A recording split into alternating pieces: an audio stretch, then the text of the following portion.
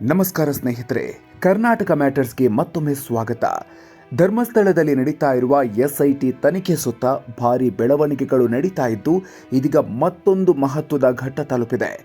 ಒಂದೆಡೆ ಸೌಜನ್ಯ ಪರ ಹೋರಾಟದ ಮುಂಚೂಣಿಯಲ್ಲಿದ್ದ ಮಹೇಶ್ ಶೆಟ್ಟಿ ತಿಮರೋಡಿ ಅವರನ್ನ ಪೊಲೀಸರು ಬಂಧಿಸಿದ್ರೆ, ಇನ್ನೊಂದೆಡೆ ಬಂಧನ ಭೀತಿಯಲ್ಲಿದ್ದ ಯೂಟ್ಯೂಬರ್ಗೆ ನ್ಯಾಯಾಲಯ ನಿರೀಕ್ಷಣಾ ಜಾಮೀನು ನೀಡಿದೆ.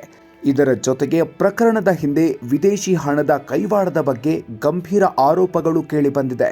ಹಾಗಾದರೆ ಎರಡೇ ದಿನದ ಅಂತರದಲ್ಲಿ ನಡೆದ ಈ ಸರಣಿ ಬೆಳವಣಿಗೆಗಳು ಏನು, ಅವೆಲ್ಲವನ್ನು ನೋಡೋಣ.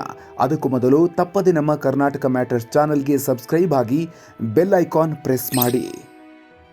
ಮೊದಲಿಗೆ ಗುರುವಾರದ ಅತಿ ದೊಡ್ಡ ಬೆಳವಣಿಗೆ ಅಂದರೆ ಅದು ಮಹೇಶ್ ಶೆಟ್ಟಿ ತಿಮರೋಡಿ ಬಂಧನ.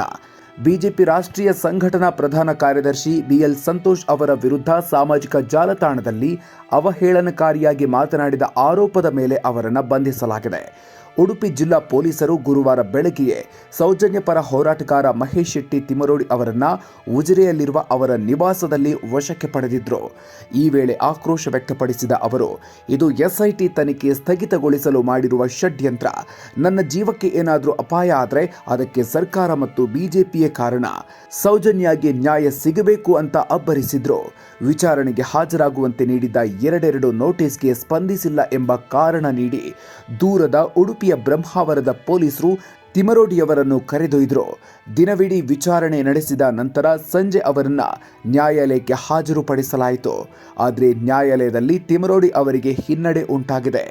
ಆರೋಗ್ಯದ ಕಾರಣ ಮುಂದೆ ಮಾಡಿ ಸಲ್ಲಿಸಿದ್ದ ಜಾಮೀನು ಅರ್ಜಿಯನ್ನ ಬ್ರಹ್ಮಾವರ ನ್ಯಾಯಾಲಯ ತಿರಸ್ಕರಿಸಿದೆ. ಸದ್ಯ ಅವರನ್ನ 14 ದಿನಗಳ ನ್ಯಾಯಾಂಗ ಬಂಧನಕ್ಕೆ ಒಪ್ಪಿಸಲಾಗಿದ್ದು, ಜಾಮೀನು ಅರ್ಜಿಯ ವಿಚಾರಣೆಯನ್ನು ಆಗಸ್ಟ್ 23ಕ್ಕೆ ಮುಂದೂಡಲಾಗಿದೆ.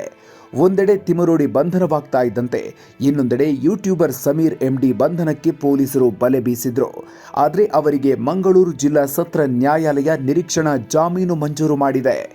ಎಐ ವಿಡಿಯೋ ಸೃಷ್ಟಿಸಿ ಗಲಭೆಗೆ ಪ್ರಚೋದನೆ ನೀಡಿದ ಆರೋಪದ ಮೇಲೆ ಧರ್ಮಸ್ಥಳ ಪೊಲೀಸರು ಸಮೀರ್ ವಿರುದ್ಧ ಸ್ವಯಂ ಪ್ರೇರಿತ ದೂರು ದಾಖಲಿಸಿಕೊಂಡಿದ್ರು. ಈ ಸಂಬಂಧ ಬಂಧಿಸಲು ಪೊಲೀಸರ ತಂಡ ಬೆಂಗಳೂರಿನಲ್ಲಿದ್ದ ಅವರ ಮನೆಗೆ ಹೋದಾಗ ಸಮೀರ್ ಅಲ್ಲಿರಲಿಲ್ಲ. ಇದೀಗ ನಿರೀಕ್ಷಣಾ ಜಾಮೀನು ಸಿಕ್ಕಿರೋದ್ರಿಂದ ಅವರ ಬಂಧನದ ಸಾಧ್ಯತೆ ತಾತ್ಕಾಲಿಕವಾಗಿ ದೂರ ಆದಂತಾಗಿದೆ. ಬಂಧನ ಪ್ರಹಸನಗಳು ಒಂದು ಕಡೆ ನಡೀತಾ ಇದ್ರೆ, ಇನ್ನೊಂದು ಕಡೆ ಈ ಸಂಬಂಧ ರಾಜಕೀಯ ಆರೋಪ ಪ್ರತ್ಯಾರೋಪಗಳು ಜೋರಾಗಿದೆ. ಮಾಜಿ ಸಚಿವ ಕಾಂಗ್ರೆಸ್ ಮುಖಂಡ ವಿನಯ್ ಕುಮಾರ್ ಸೊರಕೆ ಗುರುವಾರ ಗಂಭೀರ ಆರೋಪವೊಂದನ್ನು ಮಾಡಿದ್ದಾರೆ. ತಿಮರೋಡಿಯವರ ಹಿಂದೆ ಆರ್ಎಸ್ಎಸ್ ಮುಖಂಡ ಕಲ್ಲಡ್ಕ ಪ್ರಭಾಕರ್ ಭಟ್ ಅವರ ಪ್ರಚೋದನೆ ಇದೆಯಂತ ಅವರು ಆರೋಪಿಸಿದ್ದಾರೆ. ಈ ಮೂಲಕ ಹಿಂದೂ ಧಾರ್ಮಿಕ ಕ್ಷೇತ್ರವನ್ನು ಟಾರ್ಗೆಟ್ ಮಾಡಲಾಗ್ತಿದೆ ಎಂಬ ಬಿಜೆಪಿ ಆರೋಪಕ್ಕೆ ಅವರು ಗೂಗ್ಲಿ ಹಾಕಿದ್ದಾರೆ. ಮತ್ತೊಂದೆಡೆ ಉಡುಪಿ ಚಿಕ್ಕಮಗಳೂರು ಸಂಸದ ಕೋಟಾ ಶ್ರೀನಿವಾಸ್ ಪೂಜಾರಿ ಕೇಂದ್ರಕ್ಕೆ ಪತ್ರ ಬರೆದಿದ್ದಾರೆ. ಇಡೀ ಧರ್ಮಸ್ಥಳ ಪ್ರಕರಣದ ಹಿಂದೆ ವಿದೇಶಿ ಹಣದ ನಂಟಿದೆ ಅಂತ ಅವರು ಆರೋಪಿಸಿದ್ದಾರೆ. ಕೇಂದ್ರ ಗೃಹ ಸಚಿವ ಅಮಿತ್ ಶಾಗೆ ಪತ್ರ ಬರೆದಿರುವ ಅವರು, ಧರ್ಮಸ್ಥಳಕ್ಕೆ ಮಸಿ ಬಳಿಯಲು ಯೂಟ್ಯೂಬರ್ಗಳಿಗೆ ವಿದೇಶದಿಂದ ಹಣ ಬಂದಿದೆ. ಈ ಬಗ್ಗೆ ಜಾರಿ ನಿರ್ದೇಶನಾಲಯ ಅಂದ್ರೆ ಇಡಿ ಮೂಲಕ ತನಿಖೆ ನಡೆಸಬೇಕು ಅಂತ ಅವರು ಆಗ್ರಹಿಸಿದ್ದಾರೆ. ಇಷ್ಟೇ ಅಲ್ಲ, ಪ್ರಕರಣಕ್ಕೆ ಸಂಬಂಧಿಸಿದಂತೆ ಇನ್ನೂ ಕೆಲವು ಬೆಳವಣಿಗೆಗಳು ನಡೆದಿವೆ. ಕೋಮುಗಲಭೆ ಸೃಷ್ಟಿಸುವಂತ ವಸಂತ ಗಿಳಿಯರ ಪೋಸ್ಟ್ ಅನ್ನ ರೀಪೋಸ್ಟ್ ಮಾಡಿದ ಆರೋಪದ ಮೇಲೆ ವಡ್ಡರ್ಸಿಯ ಶರತ್ ಶೆಟ್ಟಿ ಎನ್ನುವವರ ವಿರುದ್ಧ ಕೋಟಾ ಪೊಲೀಸ್ ಠಾಣೆಯಲ್ಲಿ ಪ್ರಕರಣ ದಾಖಲಾಗಿದೆ. ಹಾಗೆಯೇ 2018ರಲ್ಲಿ ನಡೆದಿದ್ದ ವ್ಯಕ್ತಿಯೊಬ್ಬರ ಸಂಶಯಾಸ್ಪದ ಸಾವಿನ ಪ್ರಕರಣವನ್ನು ಮರು ತನಿಖೆ ನಡೆಸಬೇಕು ಅಂತ ಎಸ್ಐಟಿಗೆ ಹೊಸದಾಗಿ ದೂರು ಕೂಡ ಸಲ್ಲಿಕೆಯಾಗಿದೆ. ಉಜಿರೆ ಗ್ರಾಮದ ಬಿಲ್ಲರೋಡಿ ಎಂಬಲ್ಲಿ ಸರ್ಕಾರಿ ಜಾಗದಲ್ಲಿ 2018ರಲ್ಲಿ ವ್ಯಕ್ತಿಯ ಮೃತದೇಹ ಪತ್ತೆಯಾಗಿತ್ತು. ಈ ಪ್ರಕರಣವನ್ನು ಮರು ತನಿಖೆ ನಡೆಸಬೇಕು ಅಂತ ಬೆಳ್ತಂಗಡಿಯ ಉಜಿರೆ ಗ್ರಾಮದ ಭಾಸ್ಕರ ಬಡೆಕೊಟ್ಟು ಅನ್ನೋರು ಎಸ್ಐಟಿಗೆ ದೂರು ನೀಡಿದ್ದಾರೆ. ಇದರ ಹಿಂದೆ ಮಹೇಶ್ ಶೆಟ್ಟಿ ತಿಮರೋಡಿ ಇದ್ದಾರೆ ಅಂತ ಅವರು ಅನುಮಾನ ವ್ಯಕ್ತಪಡಿಸಿದ್ದಾರೆ.